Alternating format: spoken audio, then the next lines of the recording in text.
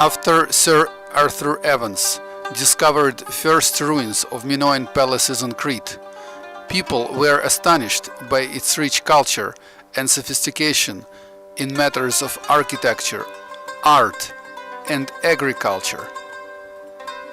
Located on the high hills of the island of Crete, these palaces were equipped with wells, drainage system along its squares, streets, and passages. Some clay water mains are still preserved together with remnants of the water distribution system.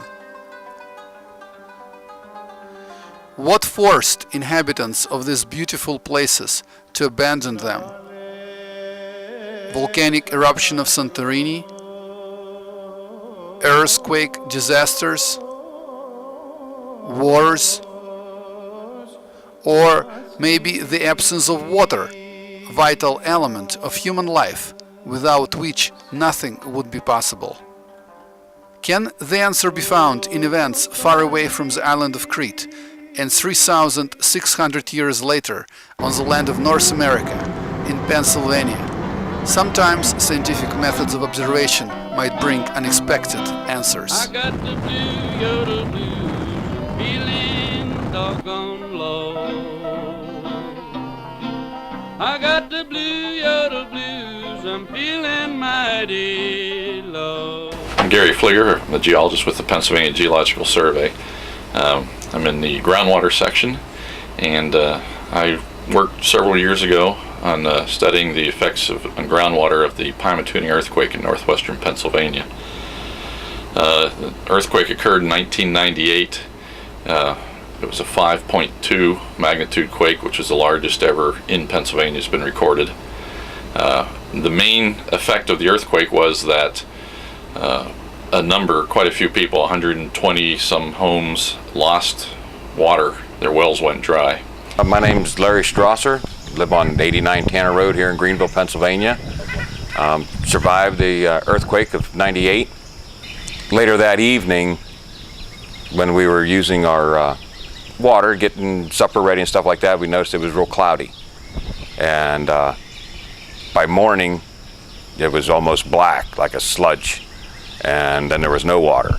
And so we started calling around the neighbors, and the neighbors on the top of the hill, because we live in the middle of a hill, and the neighbors on top of the hill had already lost their water completely. They didn't have anything at all, and then we did. So then we called our neighbors below us, and they still had water. And they said, that it got discolored, but their water was fine. They had lots of water.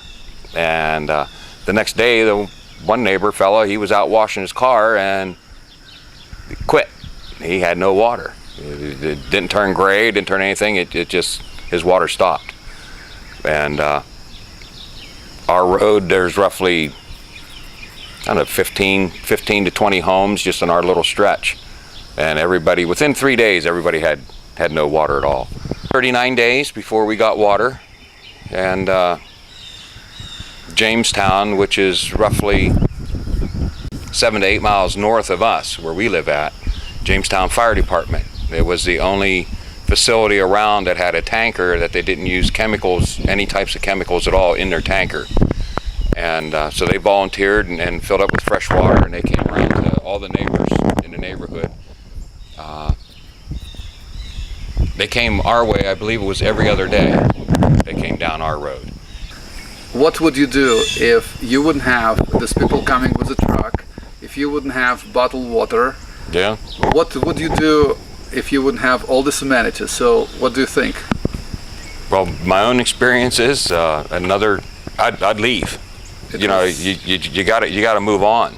If there's no chance of, the 39 days with no drinking water, at your fingertips, because we're used to turn that spigot on and there's water, or run into the store and buy a jug if you don't like what's coming out of the spigot. If you have nothing like that, then you got to move. You got to find it. That's essential. You have to have water. Yodel blues, I'm feeling mighty low. That blue yodel's got me, it haunts me wherever I go.